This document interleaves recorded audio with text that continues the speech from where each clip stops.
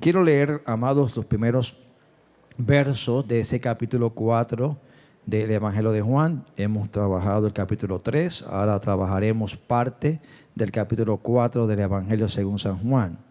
Y la palabra del Señor lee así, en el nombre del Padre, del Hijo y del Espíritu Santo. Cuando pues el Señor entendió que los fariseos habían oído decir: Jesús hace y bautiza más discípulos que Juan, aunque Jesús no bautizaba, sino sus discípulos, salió de Judea y se fue otra vez a Galilea, y le era necesario pasar por Samaria. Y el verso que quiero enfatizar es ese verso 4 que expresa: y le era necesario pasar por Samaria.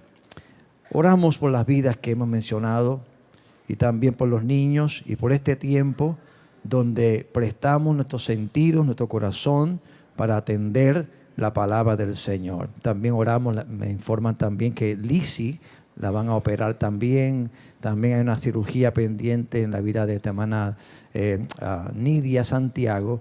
Así que oramos al Señor. Padre, te damos gracias por este tiempo hermoso, maravilloso, que nos permite disfrutar y tener, Señor, de poder reunirnos para adorarte, para bendecir tu santo y tu maravilloso nombre, para exaltar ese nombre que es sobre todo nombre, el nombre de tu amado Hijo Jesucristo, nuestro Señor y nuestro Salvador. Padre, gracias. Y gracias, Señor, porque tú escuchas, porque tú atiendes el clamor, la oración que tus hijos elevan delante de ti. Aleluya, Padre, presentamos los enfermos, presentamos las familias que atraviesan momentos de dificultad, de dolor, como la familia Pérez, como la iglesia allí en Hormiguero, Señor. Padre, que por un lado reconocen, Señor, que el cielo ha recibido, Padre, un héroe, una persona que dedicó su vida a ti, a predicar la palabra, Señor amado, y eso es confortante, es aliento en nuestras vidas, pero también, Padre, queda también la tristeza de su partida, de su ausencia en medio de nosotros. Te pedimos fortaleza a esta familia, como también, Señor, te pedimos por los enfermos. Mira, Nereida, toca ese cuerpo, toca esa fractura, obra, une esos huesos nuevamente en el nombre poderoso de Jesús. Obra, Señor, en Luz Amor, Padre amado. Glorifícate en la vida de esta tu hija, Señor. Y en cada enfermo, en cada persona que está esperando un milagro tuyo. Como iglesia confesamos y creemos que tú sigues siendo el sanador. Tú eres el mismo que sanaste ayer y sanas hoy. Y por eso te pedimos, Padre, porque por los enfermos, los necesitados, sabiendo que tú eres el que sanas y el que suples. También oramos por los niños que en esta mañana reciben tu palabra. Por cada maestro que imparte tu palabra, Señor. Te pedimos, Padre, también por la proclamación de esta mañana. Danos, Señor, la sabiduría, la unción maravillosa de tu Santo Espíritu, Padre amado. Señor, que podamos comunicar tu palabra y que tu iglesia, que nosotros al oír tu palabra, oh Señor amado, abramos el corazón y recibamos la palabra como esa semilla que ella es. Palabra que es, Padre, sembrada en buen terreno, Señor. Bendice cada pastor, cada líder, cada ministro que en esta mañana, en esta isla de Puerto Rico, en el mundo entero, Señor, se levantan para proclamar el evangelio de Jesucristo, Señor. Y que vidas puedan venir al conocimiento de la verdad. Que vidas puedan ser, Señor, edificadas y que los creyentes podamos ser fortalecidos, oh Dios, para enfrentar los retos que el mundo nos presenta, oh Dios Todopoderoso. Ayuda a tu iglesia, bendice tu iglesia sobre la faz de la tierra, aleluya. Oh, porque es la iglesia gloriosa que tú un día vienes a buscar y ese día, Señor, se acerca. Ese día se hace inminente, oh Dios Todopoderoso, aleluya. Que estemos listos y preparados. Y tu palabra, Señor, cumple el propósito de prepararnos para ese encuentro. A ti sea la gloria y la honra. Amén. Gloria a Dios. Pueden sentarse, amados hermanos. Recuerden que la temática que hemos estado trabajando estos días y seguiremos este año es que podamos mirar a Cristo e imitar su ejemplo. Cuando hacíamos la agenda para la oración de los 21 días, vuelvo a repetir, ¿verdad? Esto lo he dicho varias veces, hemos tomado porciones del libro de Juan y esperamos cubrir el libro, ¿verdad? No quizás en una forma exhaustiva, en una forma, ¿verdad?, total, pero cubrir algunas cosas hermosas que encontramos en este evangelio. Refiriéndome al capítulo 4 del evangelio de Juan, no sé si usted recordará, pero si no, les voy a hacer un poco de memoria. En el mes de noviembre, es decir, específicamente el domingo 9 de noviembre, predicamos sobre este capítulo 4. Pero en aquella ocasión, el enfoque que dimos al sermón fue un enfoque de carácter evangelístico, donde llamábamos la atención a la iglesia de la importancia de ver que los campos estaban listos para la siega, utilizando específicamente, ¿verdad?, el verso donde Jesús le habla a los discípulos y les dice a ellos: he aquí os digo, alzad vuestros ojos y mirad los campos, porque ya están blancos para la siega. Y en el enfoque de ese domingo, el énfasis era que pudiéramos como iglesia entender y ver que el llamado de Jesucristo al mencionar los campos era un llamado para que entendiéramos que hay vidas que necesitan oír el evangelio y que no podemos postergar ni podemos nosotros ignorar la urgencia de entender que ese campo está listo, que esa vida necesita oír el mensaje del Señor, y que no podemos estar pensando: oh, no es el día, no es el momento, sino que el momento es ya y se hace, presente. Y ese fue el enfoque. Y obviamente también hablábamos de las estrategias que podemos mencionar que Jesús utilizó en esa interacción con la samaritana para llevarla a ese momento glorioso de entender quién era ella y de entender quién era Jesús.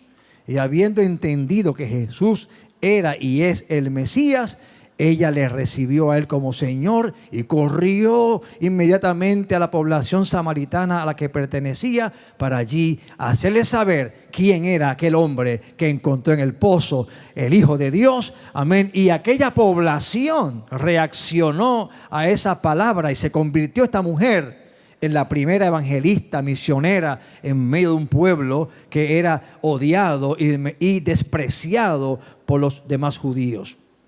Así que ahí le resumí básicamente el sermón de ese domingo. Si quiere escucharlo, pues yo creo que está en YouTube, por ahí, en algún lugar está por ahí, usted lo puede oír. Pero esta mañana quiero volver a este pasaje bíblico y el énfasis lo voy a centrar en el verso número 4, que dice en la Escritura: y le era necesario pasar por Samaria. El tema de esta mañana, basado en esa escritura, es necesario. Es necesario. ¿Qué es necesario? Que yo imite a Jesús en las cosas que para Él son necesarias. Así que el Evangelio de Juan, en este versículo, nos revela y nos dice claramente que Jesús tenía una necesidad. ¿Usted puede imaginar que Él tenga una necesidad? Bueno, ahí dice que sí. Dice claramente que Él tenía una necesidad. Y dice Él cuál era esa necesidad. Él necesitaba pasar por Samaria. Y ahí estaremos trabajando un poco sobre esa expresión del Evangelio de Juan. Y que entendamos, amados, que cada uno de nosotros, por un lado, tiene necesidades. ¿Habrá alguien aquí que no tenga necesidad? Bueno, todos tenemos necesidades, ¿verdad? Y si le preguntara, ¿usted ve usted percibe, usted identifica necesidades fuera de usted, es decir, en otros? La respuesta obvia, como esa frase obvia, uno de mis la dice, obvio, es obvio. Obviamente, la respuesta es sí. Yo tengo necesidades, yo veo necesidades. La pregunta que también tenemos que hacernos, que yo le hago esta mañana para reflexionar en esto es, ¿y qué estás haciendo? ¿Qué estás haciendo? ¿Qué estás haciendo con lo que tú entiendes que es necesario? ¿Con lo que tú entiendes que es tu necesidad o la necesidad que tú percibes de otras personas? Recuerdo que les di esta definición el día que predicábamos sobre el aspecto evangelístico de este capítulo, que la palabra o el vocablo necesario viene del lenguaje griego y es una frase bien corta. Quiero que la escuchen y se la memoricen. Es la palabra dei. La palabra dei es la palabra griega que se traduce al español como necesario. Ahora, ¿qué significa esa palabra dei en el contexto del Evangelio? Pues mire, la palabra dei se define en el léxico griego como conveniente. Se define como convenir. Se define como deber. Se define como necesario, como necesidad y como algo preciso. Otro léxico dice que es ser algo, y escuche bien, que debe hacerse.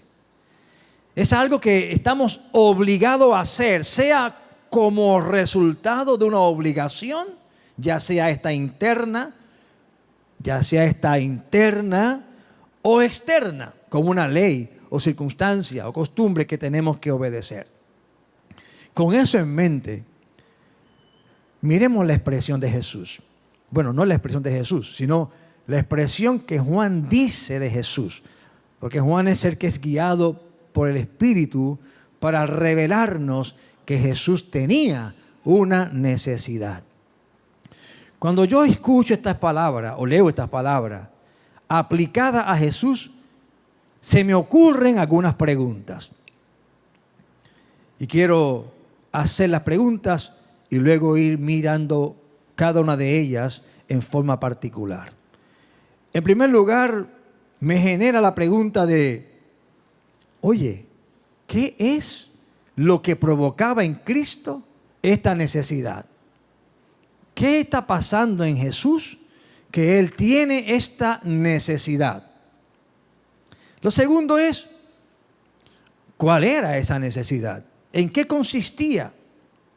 ¿Qué había identificado Él que le resultaba imperioso, que le resultaba ser un deber ineludible que Él tenía que cumplir?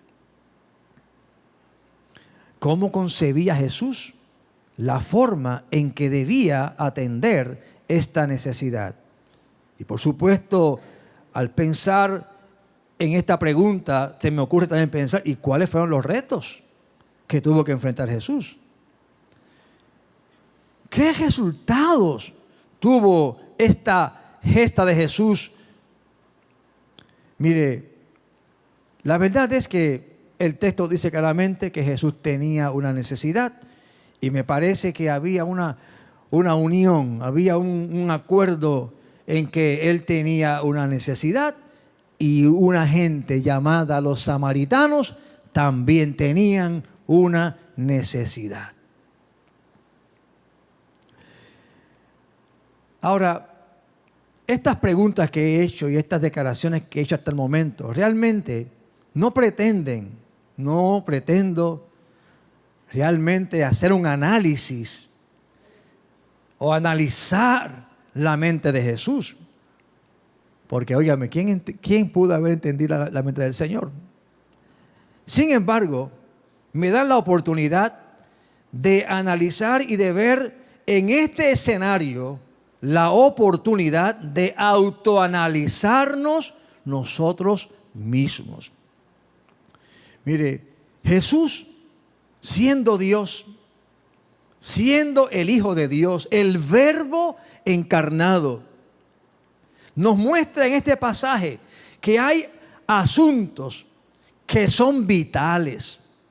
Hay necesidades que son cruciales, que son esenciales, que tenemos que atender y que no podemos eludirlas.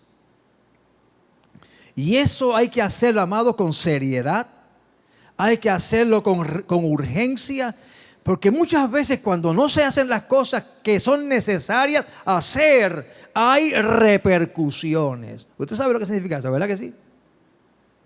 Hay cosas que usted sabe que tiene que hacer y no las hace, y luego descubre al cabo del tiempo el error que cometió en desatender esas cosas. Y dice, ay, si yo lo hubiera hecho. Ay, si yo hubiese escuchado. Y ya lo que hay es el lamento borincano. Ay, bendito. ¿Verdad?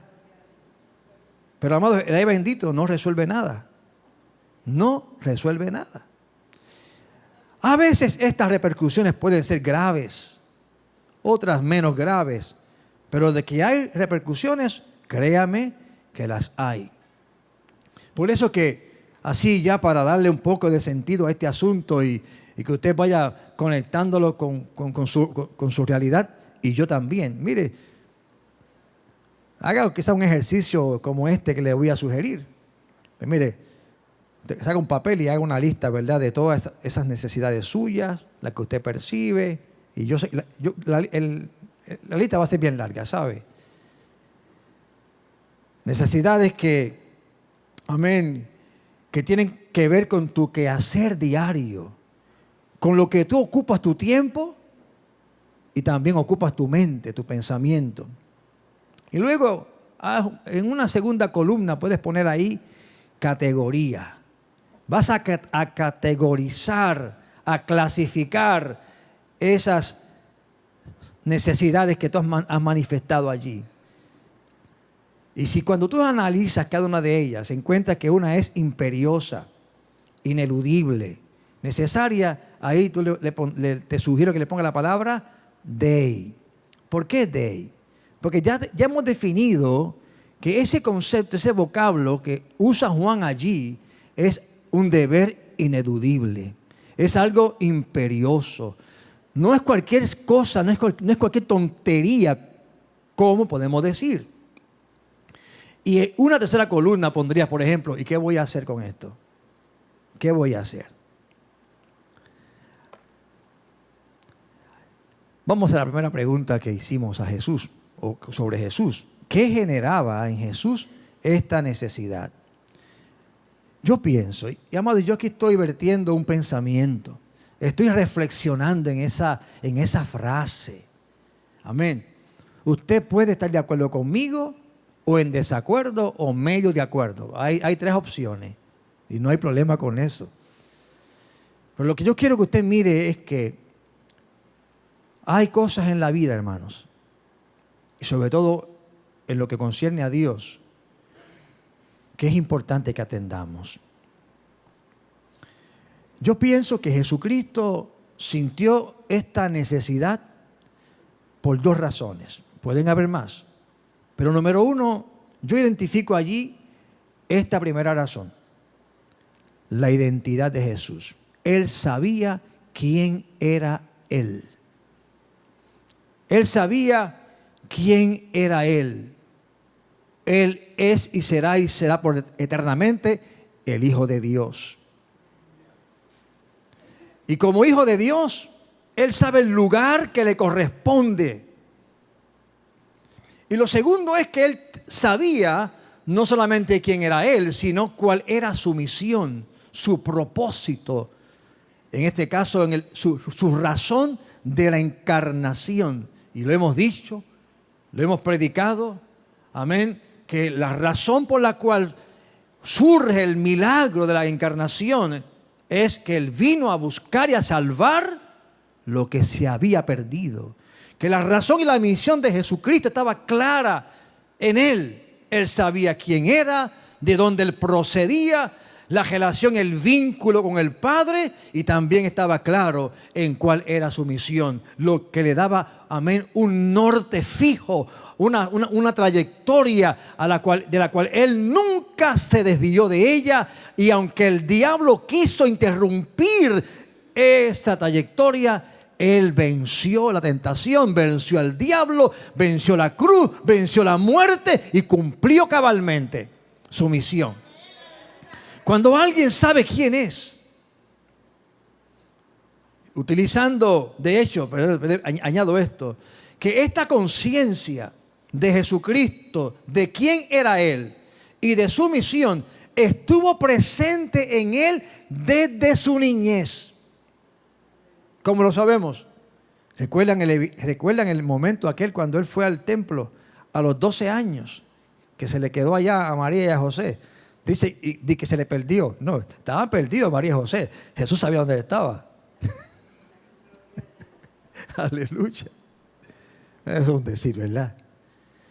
Pero ¿cuál fue la declaración que le hizo Jesucristo cuando sus padres le llamaron la atención y le expresaron la angustia que sentían porque Él se había quedado allá sin decirle a ellos nada?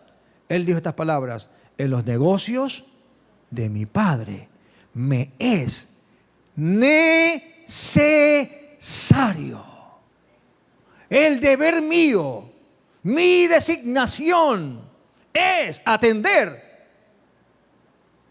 Así que él, a los 12 años, sabía cuál era su necesidad: atender los negocios de su padre. Ahora, ¿significó eso que él amén, se quedó allí por sus, ¿verdad?, por sus deseos, pantalones? No, eso fue con los padres. Pero ese designio de saber quién es Él y su misión formó su carácter por toda su vida. Afectó su niñez, afectó su profesión, porque Él fue carpintero. Jesús no estaba allí holgazaneando, estaba trabajando y aprendiendo e imitando el ejemplo de ¿quién? De su padre terrenal. Por supuesto, sabemos que era carpintero. ¿Y qué fue Jesús? Carpintero. Y finalmente lo lleva a Jesús a pararse en la sinagoga de Nazaret para hacer la declaración de su propósito en la tierra: porque sobre mí está el Espíritu de Jehová para salvar, libertar, dar libertad a los cautivos y sanar a los enfermos, anunciar el año agradable del Señor. Así que tenía identidad y tenía un propósito claro. Ahora, mirando esto, tenemos que hacernos unas preguntas y reconocer algunas cosas que corresponden con la descripción de Jesús. Algunas no, porque obviamente algo que no corresponde es que yo no soy el Salvador. Pero sí, amén, tenemos que saber cuál es nuestra identidad. Ya mira, amado, en esta iglesia, hasta el día, yo no sé si el día de hoy tú no sabes cuál es tu identidad, pero aquí le hemos dado duro en sermones, en la clase bíblica. Obviamente, si usted no llega a la clase bíblica, no sabe lo que está pasando allí, pero yo le invito a que usted venga. Si es un paréntesis que estoy abriendo aquí, muy oportuno, por supuesto. Pero hemos enfatizado de dónde nace nuestra identidad, cuál es nuestra identidad. Si como creyentes e hijos de Dios entendemos quiénes somos nosotros, hijos e hijas de Dios, lavados por la sangre de Cristo, nuevas criaturas, oh, gloria al Señor, ya hemos completado una parte importante de la ecuación.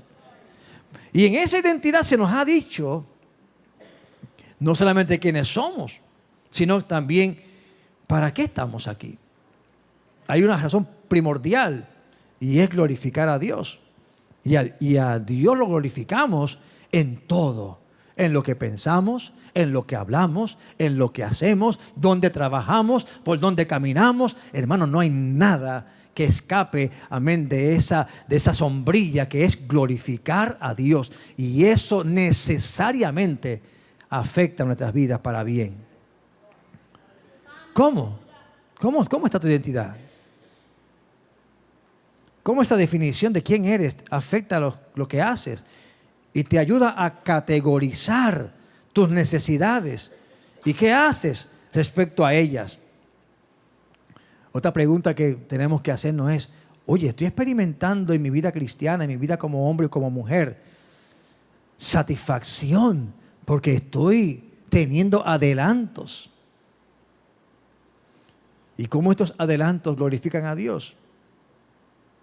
Jesús tenía una necesidad y le nace porque Él sabe quién es, porque hay un propósito y allá a la distancia hay alguien que tiene una necesidad, que eso que Él es y ese propósito que, amén, que designa o que describe su vida, tiene que llegar allí. Es ineludible, es imprescindible, es imperioso que Él vaya a aquel lugar por lo que Él es y por quién es, por lo que le corresponde realizar. Así que Él identifica una necesidad. ¿Cuál era esa? El texto dice, pasar por Samaria. ¿Pero por qué por Samaria? ¿Por qué era tan necesario pasar por Samaria? Amados, era necesario, era imperioso que Él pasara por Samaria, porque Samaria era parte del plan divino. Samaria estaba en el mapa de Dios. Samaria estaba en la mente y el corazón de Dios. Y alguien tenía que llegar a Samaria. Alguien tenía que sentir la urgencia, la necesidad. Aleluya. ¿Y quién sintió eso? Jesús. Jesús. Alguien tenía que alinearse al plan divino porque para el contexto de la sociedad judía de aquel entonces, Samaria era un problema, era una mancha en el mapa que si para ellos hubiera la posibilidad de desaparecerlos, lo hubieran hecho. Pero no era lo que estaba en la mente de Dios. No era el propósito de Dios. Por el contrario. Así que Cristo se ve impelido, se ve llevado por esa necesidad, porque había un pueblo que necesitaba que Él les hablara. Así que Él tenía que alinearse al plan divino. No podía rehusar o evadir ese deber. No podía evadir el dei, la obligación, la necesidad, en este caso, de la salvación de este pueblo. Así que, a mi juicio, a mi entender, me parece que Jesús sintió esta necesidad. Que Jesús pensó cómo atender este asunto. Y tercero, que Jesús actuó en consecuencia con estos pensamientos, decidiendo dejar el cómodo, el lugar placentero, el lugar del éxito que tenía allí en Judea, para ir a Galilea y atravesar por el territorio de Samaria. Si usted no escuchó el sermón del día 9, este párrafo que voy a referirle ahora, lo dije en aquel momento. La ruta de atravesar ese trayecto entre Judea, que era al sur, y Galilea, que era al norte. Jesús estaba en la parte sur en ese momento. Estaba en Judea. Y atravesar de Judea a Galilea, ese trayecto de sur a norte, los judíos evitaban pasar por territorio samaritano, porque había una contienda que era de siglos, una contienda terrible, que por siglos tenían los judíos contra los samaritanos. Porque ellos conceptualizaban, pensaban, juzgaban, sellaban a los samaritanos como mestizos, como gente mezclada, como gente que no tenía parte ni suerte con el reino de ellos. Así que había una enemistad continua, terrible, ancestral entre estas dos poblaciones. Así que los judíos que transitaban ese territorio lo evitaban. Y lo evitaban haciendo un ejercicio bien curioso, ¿no? Ellos se movían hacia el oeste, cruzaban el río Jordán y pasaban todo ese trayecto hacia el norte, teniendo a su izquierda a Samaria y de lejos, caminando de lejos. Y cuando llegaban a la altura de Galilea, entonces daban un cruce otra vez a la izquierda, es decir, al oeste. Estoy yo confundido con la izquierda y la derecha. Eso es común en mí. Así es que y entonces llegaban al lugar. Y ese era el camino más largo, pero el camino preferido por los judíos. Pero Jesús tenía una necesidad de no evadir, de no sacarle el cuerpo a esa población y atravesarla.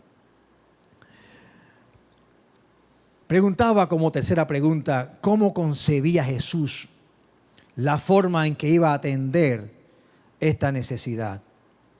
¿Cuáles fueron los retos que implicaba el atender esta necesidad urgente que había en él, que también era la necesidad de aquella población? El desarrollo de lo que acontece en este capítulo nos da la respuesta a esta pregunta. En primer lugar, yo pienso, y quiero que usted entienda que siempre que yo digo yo pienso, yo creo, esa es mi interpretación. Usted puede, como dije ahorita, aceptarla, discutirla y como usted quiera. Ahora, a mí me parece que no podemos argumentar que esto fue un evento casual. Ya hemos dicho que él tenía la necesidad de pasar por Samaria. Lo que para mí es un asunto que estaba en el plan de Dios, no era casual, no era accidental. Aquello estaba ocurriendo en un plano meditado por Jesús, pensado por Jesús, con un propósito específico de parte de Jesús. Es decir, que había sido, para mí, pensar es un escenario que está divinamente orquestado. Esto es el propósito y el plan de Dios. Así que Jesucristo tuvo que haber pensado. ¿Qué estrategia, qué pensamientos?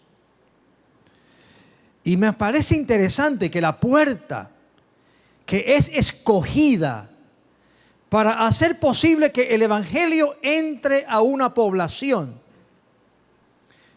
esa puerta que escoge Jesús, es una puerta controversial. Es una puerta difícil, porque escoge como puerta a una mujer, primeramente a una mujer. Ya eso era un reto. Un rabino hablando con una mujer. Lo segundo, ya le he dicho, que era samaritana. La misma mujer le dice a Jesucristo, mira, tú y yo estamos enemistados, eso que estemos hablando aquí, eso no está bien. Porque somos enemigos. Estoy parafraseando el texto, ¿sabe? Es una mujer que está quebrantada emocionalmente. Sus emociones están desestabilizadas porque no ha encontrado el verdadero amor. Y lo ha buscado con mucha intensidad y le ha llevado ahí de hombre en hombre y no ha encontrado todavía, amén, y no ha cerrado ese capítulo del corazón que desea ser amado. Y por consecuencia es controversial porque eso es inmoral. Y moralmente había un problema también allí. Así que Jesús, y esto hace, de todo esto, la hace condenable. Y Cristo se encuentra, amados, tocando a esa puerta. Y yo he dicho previamente a esto que estoy diciendo que eso no fue accidente. Aleluya. Porque había una urgencia de Jesús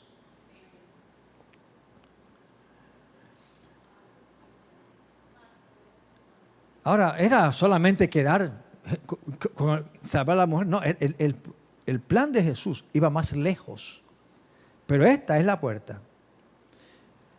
Estos retos también llevaron a Jesucristo a traer una clarificación. Fue la oportunidad de Cristo de establecer y clarificar en ese diálogo y definir quién es Dios. Dios es espíritu. Clarificar cuál es la verdadera adoración. A Dios se adora en espíritu y en verdad. A clarificar, amén, que hay una sed más profunda en el ser humano que no se llena con agua, sino con el agua de vida, que es Jesucristo. Ayudó a clarificarle a los discípulos que miren bien el tiempo que viven, porque ellos piensan que no es tiempo de cosechar, pero ya es tiempo de cosechar. Todas estas clarificaciones necesarias se dieron en ese diálogo. Aleluya. Gloria a Dios. Y obviamente, ¿qué resultados tuvo? Pues ya sabemos. La mujer reconoció su estado pecaminoso y soltó la carga simbolizada en dejar el cántaro en el pozo y correr a decir abiertamente: yo era esto, yo soy esta mujer. Pero no había en ella ya vergüenza, porque había sido lavada por el agua fresca que bebió del que estaba dándole el agua verdadera, que es Cristo Jesús. Y la gente creyó en ella y llegó a Jesucristo, y luego decían: ya no creemos por lo que tú dices, ya estamos escuchando de los propios labios del Mesías quién es Él, y también nosotros creemos en Él. No solamente eso, sino que le dijeron a Jesucristo: mira, judío, tú no eres nuestro enemigo, quédate con nosotros unos días más. Y Cristo, amén, accedió y se quedó varios días en la región de Samaria predicando el evangelio, revelando quién es Él y viendo una población ser restaurada, ser salvada. Porque Jesucristo no eludió, no evadió, no postergó aquella necesidad que Él detectó, que también se convirtió en su propia necesidad. Llegar a aquel lugar. Mire, en la Biblia hay varios pasajes, no copié todos. Si alguien quiere buscarlos, hay un material de consulta que se llama el diccionario Vine. Es un diccionario muy común en los estudiosos y los que predican la palabra de Dios. Ahí están muchas de las palabras que se usan en la Biblia en el lenguaje griego y las explica ampliamente. Y cuando busqué la palabra dei, que es ser necesario, que es un deber ineludible, que nos obliga por razón primeramente de lo que hay dentro de mí, y también por lo que se nos demanda externamente, como por ejemplo cuando el Señor dice hagan tal cosa. Pues esa parte de ese diccionario da una amplia definición y muchos ejemplos del uso de la palabra dei en el texto bíblico. Y para mí fue interesante porque cada vez que yo miraba un texto, yo encontraba algo de lo que es necesario que tú consideres. En esa lista de cosas que tú pusiste allí, yo necesito una casa, a mí me urge un carrito, un mejor cajito. A mí me urge esto otro, a mí me urge esto otro, yo tengo esta otra necesidad. Esas son las tuyas. Y yo puedo ver esto otro en esta. Y a mí me gustaría hacer algo por aquella persona, me gustaría hacer algo por aquella situación, me gustaría contribuir en este asunto. ¿Ves? Cosas que ves. No importa la dirección que vaya a la necesidad, la tuya o la que tú estés viendo. Esto aplica para todos. ¿Estamos? Pues entonces encontré algunos pasajes interesantes que me llevan a decirme a mí, al pastor Cardona, no sé a usted, pero a mí me están diciendo algo. Me están diciendo que es necesario. Y yo debo de decir con el texto, me es necesario, conforme a lo que me pide el texto. Mire, Juan 3:30. En Juan 3:30 aparece la palabra Dei. Y mire el contexto de donde aparece y que dice, es necesario que Él crezca y que yo mengüe. Entonces, cuando yo miro el versículo, entonces, pero para mí es necesario ser humilde. Para mí es necesario que Cristo crezca. ¿Usted escuchó, hermano? Aleluya. ¿Y sabe quién dice estas palabras? Juan el Bautista. Juan el Bautista. La gente está mirando lo que Jesús está haciendo, cómo está, oh, gloria a Dios, creciendo el ministerio de Jesús. Y bueno, de Juan no tenía envidia. Juan sabía su identidad. Él sabía que él era el mensajero, la voz que iría delante del Mesías anunciándolo. Él estaba claro. La gente que tiene identidad y que está clara no está peleando por puestos. No está, amén. Y tampoco está gloriándose de ellos. Ellos sienten la urgencia, la necesidad de que Cristo sea engrandecido, de que Cristo crezca. Y aunque ese crecimiento implique que Él sea mirado, aleluya, a toda luz y yo sea casi ignorado. Aleluya. Gloria a Dios.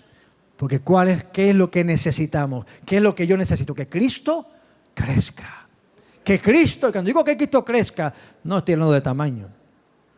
Porque el Cristo que conozco ni crece ni se hace pequeño, ni se le añade ni se le quita. Aleluya. Cuando usamos el concepto crecer en nosotros es que Él sea cada vez más reflejado, que Él sea más visto, que Él sea más mostrado a través de nuestras vidas. Y como Él es tan grande, yo no voy, amados hermanos, el reto es impresionante.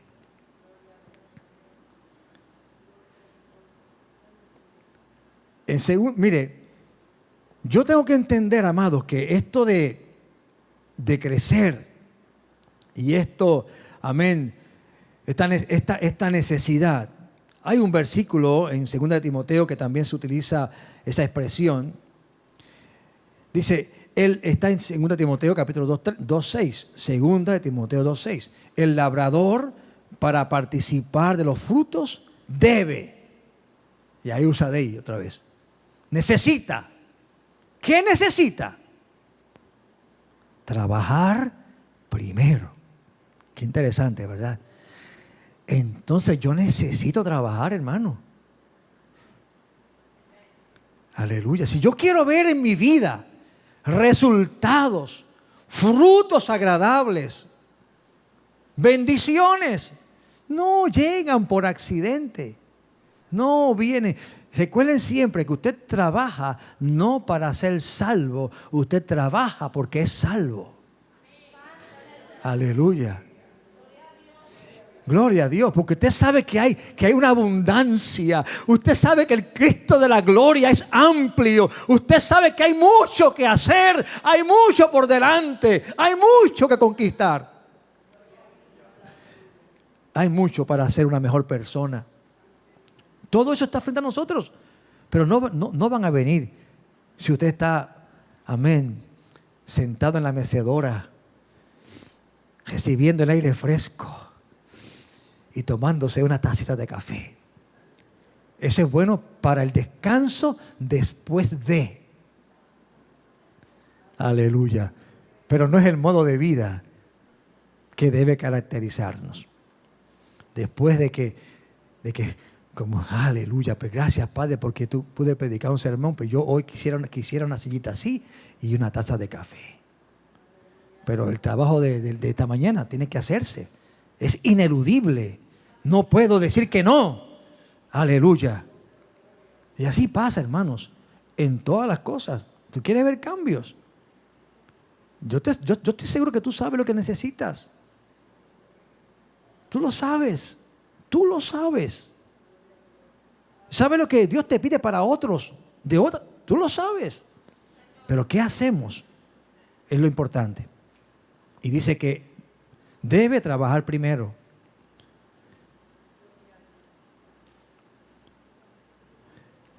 Mire, Lucas capítulo 2, verso 49, la Escritura dice, entonces Él les dijo, ¿por qué me buscáis? Bueno, ya se la dije ya, pero obviamente lo voy a usar nuevamente. ¿Por qué me buscáis? ¿No sabéis que en los negocios de mi Padre me es necesario estar? Yo dije quién dijo eso, ya, ¿verdad que sí? ¿Usted sabe quién fue? ¿Quién fue? Lo dije hace un momento. Jesús. ¿Qué edad tenía Jesús? 12 años.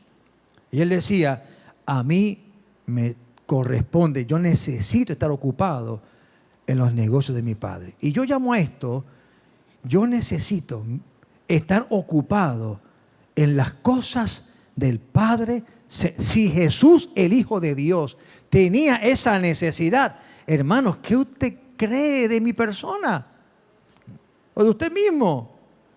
Yo necesito ocuparme de las cosas que a Dios le interesan. Yo necesito ocuparme de lo que es el ministerio, de lo que es la predicación, de lo que es, amén, ir al enfermo, de lo que es orar. Yo necesito ocuparme, porque de estas cosas el Padre se agrada que nos ocupemos. Estas son mis necesidades como hijo de Dios. ¿Cómo me estoy yo ocupando de esto, de este deber? Usted escuchó predicar el sermón del domingo pasado, que hablaba, 3 domingos hemos hablado del nuevo nacimiento. ¿No fue lo que le dijo Jesús a Nicodemo? Capítulo 3, verso 7. No te maravilles de que te dije, es necesario que nazcas de nuevo. No podemos eludir. Si oyes el mensaje del Evangelio, si escuchas la palabra de Dios, no puedes eludir, evadir. Porque hay consecuencias graves si evades el no ser una nueva criatura.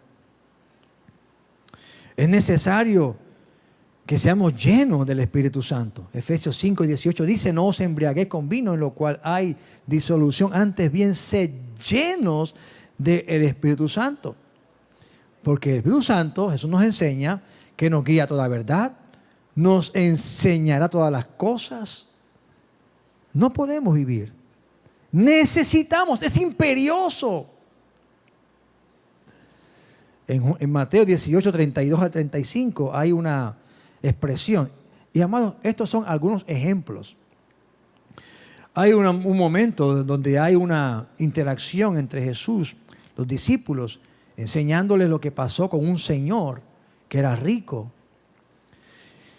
Y en los versos 32 y 35 de Mateo, Jesús está frente a un siervo a quien este señor y este amo le había perdonado una deuda de 10,000 talentos. Convertir 10,000 talentos en una suma monetaria, económica, es astronómica. Era como decir, no importa que tú vivas 7 vidas y trabajes todos los días de esas 7 vidas, jamás podrás pagar una deuda tan grande. Pero lo sorprendente de todo es que el amo, que Jesús está usando como un ejemplo, le perdona la deuda a este siervo. Óigame, qué alivio, ¿verdad que sí? Qué alivio. Pero ¿qué pasa? Que este siervo tenía un consiervo, otro hombre que trabajaba bajo su responsabilidad, bajo la sombrilla de la casa de aquel amo. Y este le debía a él una pequeña deuda, una deuda que con un día de trabajo se pagaba. Pero aquel hombre era tan pobre que le dijo, no te lo puedo pagar. Y este hombre lo arrastra, lo coge por el pelo. No dice el texto de eso, no lo dice. Pero amén, dice que lo mete en la cárcel, amén. Y la gente que vio esto, que sabía lo que había pasado con el hombre que fue perdonado, y vio lo que le hizo a este consiervo, se enojaron. Y fueron del amo a decirle, ¿sabes qué? ¿Tú sabes ese hombre que tú perdonaste? Que le perdonaste una deuda que ni con 7 vidas puede pagar. ¿Sabes lo que hizo con el consiervo? Lo metió en la cárcel por una deuda insignificante. Y Jesús dice que el amo se enojó. Y entonces esta es la pregunta que le hace el amo a este hombre a quien había perdonado una deuda tan gigantesca.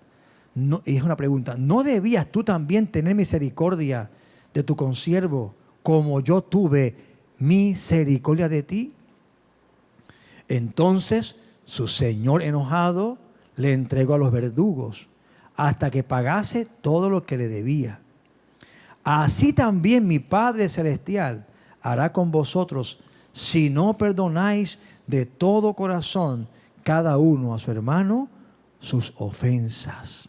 Qué lección poderosa Jesús estaba dándole a los discípulos en aquel momento y a nosotros. Tenemos la necesidad de perdonar. Y aun cuando tenemos la conciencia de que nosotros hemos sido perdonados por Cristo, no importando cuál era mi pecado ni cuál era mi deuda con el Señor, Él la pagó toda. Él saldó mi deuda. Entonces, si Dios fue misericordioso, si Dios fue y es misericordioso y perdonador, ¿cuál es nuestro deber? ¿Cuál es nuestra necesidad? Ser igualmente misericordiosos y perdonadores. Tenemos también, mira, hay cosas muy buenas en cuanto a la necesidad. ¿Recuerdan cuando predicábamos de Lucas 15 y se habló en la escuela bíblica del caso del hijo mayor, el hijo menor o el hijo pródigo? ¿Cuál fue la palabra del padre cuando el hijo menor llegó a la casa? Y él se regocijó con él. Dice el verso 32 de Lucas 15. Mas era necesario, era imperioso hacer fiesta y regocijarnos, porque tu hermano era muerto y ha revivido, se había perdido y es hallado. Y aquí yo pongo una necesidad que todos tenemos y que debemos cumplir. Amado, mire, la vida cristiana no es una vida amargada. La vida cristiana, comenzando con el gozo de la salvación. Aleluya. Mire, que hacer los cristianos debemos, bueno, aunque en esta parte estamos bastante adelantaditos, ¿no? Festejamos bastante. Sí, yo creo que esta parte del sermón es la que más aplicamos, ¿no?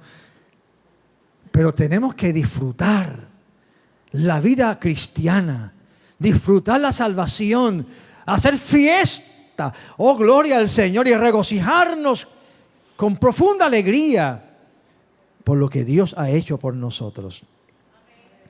Tenemos la necesidad de predicar el Evangelio. Marcos 13:10 dice, y es necesario, me es necesario que el Evangelio sea predicado ante todas las naciones.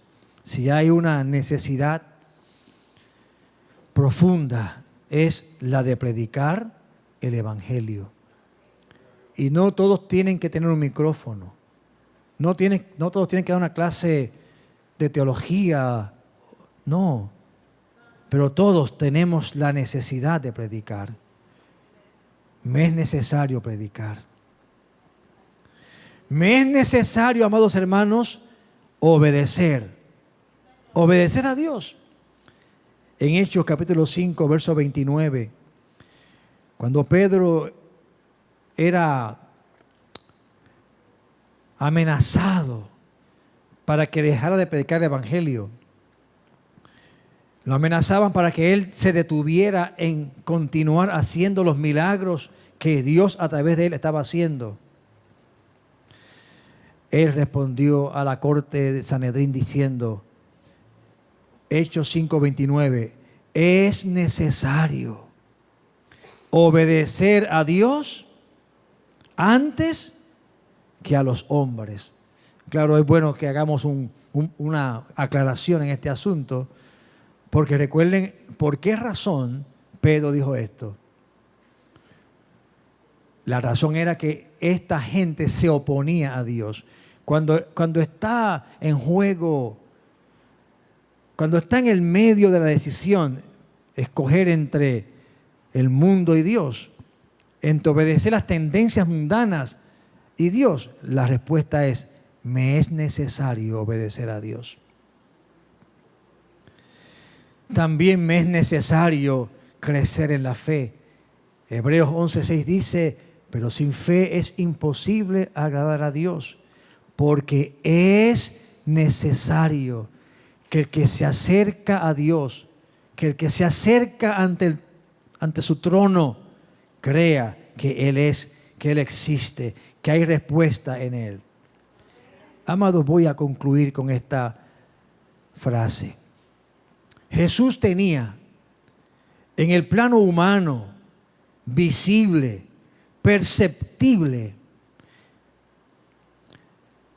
Jesús tenía necesidades que sus discípulos sabían que tenía.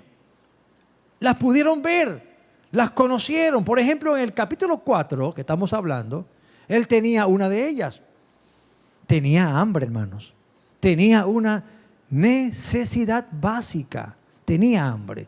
De hecho, fue la razón por la cual los discípulos se fueron a comprar comida y lo dejaron en el pozo esperando. Así que Él tenía una necesidad tangible que se podía ver y se sabía. También tenía otra necesidad, que en este caso la sabía la mujer. Era la necesidad de beber agua. Tenía sed. Necesitaba beber agua. Por eso es que le pide agua a la mujer. Pero había una necesidad que hizo que estas necesidades básicas pasaran a un segundo plano. Una que solamente Él podía conocer, que estaba en Él. ¿Y cuál era esa necesidad? La salvación de aquel pueblo samaritano. La restauración de aquella mujer quebrantada. Esa necesidad era tan imperiosa en Él que le llevó a desplazar aquellas que Él sentía en su cuerpo y postergarlas para priorizar esta otra necesidad. Por eso es que cuando los discípulos llegan a donde Jesús, que vienen sonrientes, la comidita Jesús, bueno, no lo dice así, seguros de que Él tenía hambre, convencidos de que tenía hambre, y Él les dice a ellos: mire, yo tengo otra comida. ¿Quién te trajo de comer? ¿La mujer te dio? No, yo tengo otra comida. Le voy a leer el versículo para que usted tenga el texto correcto en su mente y lo que pasó, claro. Entre tanto, dice el capítulo 4, verso 31, entre tanto los discípulos le rogaban diciendo: Rabí, come. Y Él les dijo: yo tengo una comida que comer que vosotros no sabéis. Entonces los discípulos decían unos a otros: ¿le habrá traído a alguien de comer? Y Jesús les dijo: mi comida es que haga la voluntad del que me envió y que acabe su obra. ¿Cuál era la prioridad en Jesús? Fue siempre, desde el momento en que Él mira la necesidad, que Él piensa que cómo va a actuar, lo que va a hacer allí, desde ese momento Él estaba claro de que no era la comida física lo que le importaba a Él. Era hacer la voluntad del Padre Celestial. Mire, hay momentos en nuestra vida, amados hermanos, que tenemos que evaluar lo que yo pienso que necesito. Si realmente eso que siento que necesito y cómo lo estoy satisfaciendo o procurando o planificando hacer. Si realmente tiene esa prioridad, si realmente es ese day, recuerde esa palabrita day. Porque a veces perdemos el tiempo, consumimos energías, recursos físicos, recursos mentales y hasta recursos económicos en cosas, amados hermanos, que no van de acuerdo a lo que Dios quiere para tu vida y lo que tú sabes que fuiste diseñado para hacer como hijo y como hija de Dios. Y eso te dije al principio, tiene consecuencias. Y hablando de consecuencias, encontré un pasaje bíblico bien interesante que habla del asunto de que cuando las cosas no se atienden, tienen consecuencias. Mire, en Hechos 27 hay una narrativa interesante. A mí me encanta ese capítulo porque ahí hay una serie de terminología de navegación tremenda. Y aquí hay veces que usar el diccionario para ver qué está diciendo Pablo allí. Bien interesante. Pero Pablo está atravesando una travesía que es de Jerusalén por toda la costa de lo que es Asia Menor para llegar a Roma, porque él había apelado llegar a Roma. Y ese barco donde Pablo iba se paraba en los puertos. Y llegó un momento que Pablo, en uno de los puertos que separa la nave para poder abastecerse de alimentos y demás y continuar, Pablo le habla al capitán de la nave y le dice, mire, es necesario que nos quedemos aquí. Pero ¿qué pasa, hermano? Que los que sabían de navegación, los expertos, dicen, no, vamos rápido, tenemos tiempo. El mal tiempo viene como en 2 días. Las nubes dicen que el mal tiempo, estas partes las estoy añadiendo al texto, ¿sabe? Así que el capitán de la nave y el soldado que llevaba a los presos dice, es verdad, vamos a levantar anclas, vamos a levantar las velas y vámonos. Y no escucharon que Pablo había dicho, es necesario que nos quedemos aquí. Porque Pablo no estaba hablando como un experto, amén, en navegación. No estaba hablando como un perito marinero. Estaba hablando como un profeta de Dios, como un hombre que tenía temor de Dios, que Dios le hablaba al corazón, que Dios le hacía sentir las cosas. Y no atendieron lo que Pablo decía. Y sabe, usted, no sé si sabe la historia, pero sabe que la nave naufragó. Vino una tormenta tan terrible que por días enteros, semanas, no se veía ni un rayito de sol. Estaban perdidos en el espacio, en el agua, gloria a Dios, dando vueltas. Estaban ya prácticamente desesperanzados. Hasta que otra vez Dios le habla a Pablo. Le dice, mira Pablo, no van a morir. Van a perder todo. ¿Sabe qué dije? Van a perder todo. Pero no la vida. Y en Hechos 27-21, Pablo está recordando esto y dice, entonces Pablo, como ya hacía mucho tiempo que no comíamos, puesto en pie en medio de ellos, dijo, mire lo que dice Pablo, te lo dije, no dice así, habría sido por cierto convenientes, oh varones, haberme oído y no zarpar de Creta, tan solo para recibir este perjuicio y esta pérdida. Cuando no hacemos lo que es necesario, hermano, hay consecuencias. Y gloria a Dios que aquí no murieron.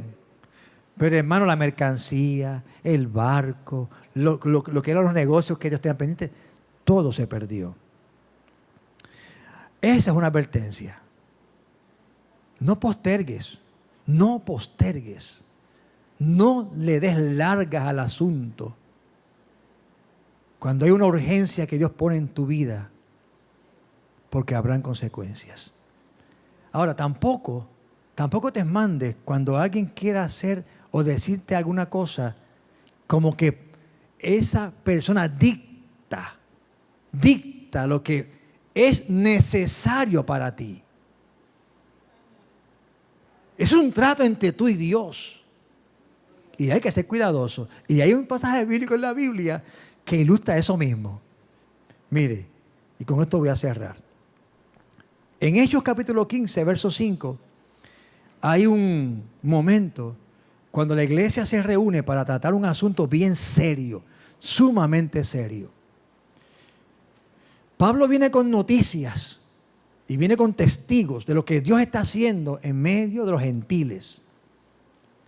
Pero Pablo viene preocupado porque hay algunos que están yendo a los gentiles a decirle que ellos necesitan, además del mensaje de la salvación, necesitan también cumplir con las costumbres judías, con los rituales del judaísmo.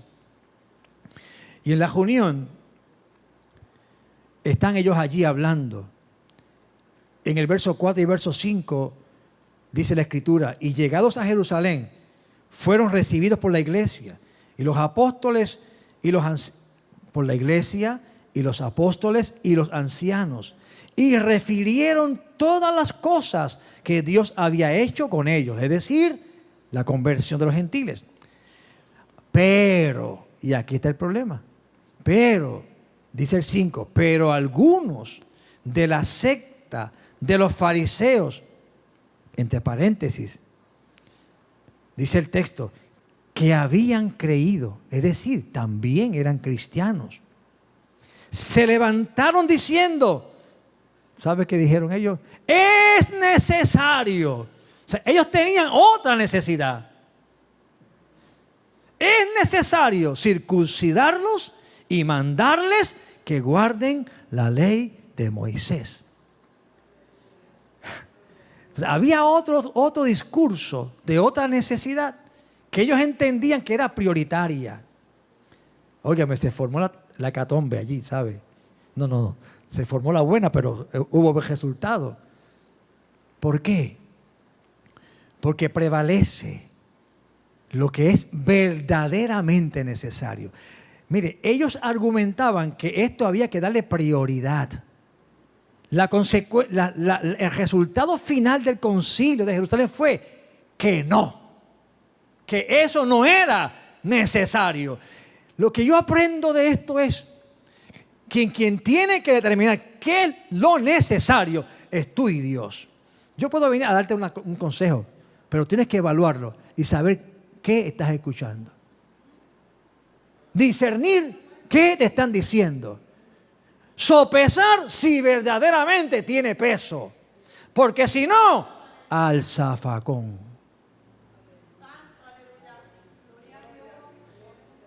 Esto decían, es necesario. Ellos usaron la palabra dei también allí, ¿sabe? Esto es una obligación. Pero la iglesia decidió, no. Están equivocados.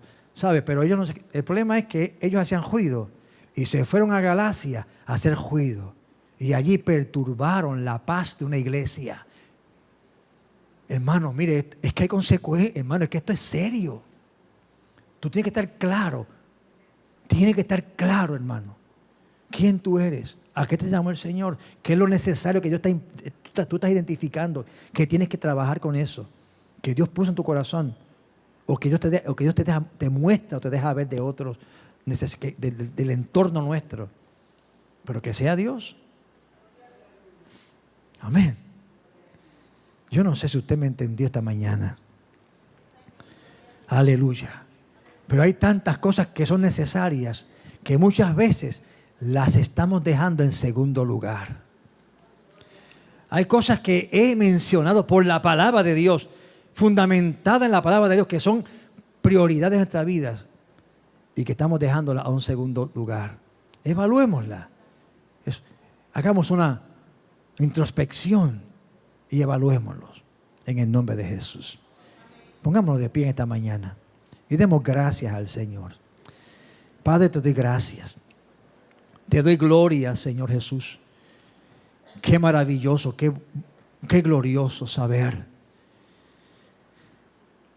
Señor, cuánto nos amas.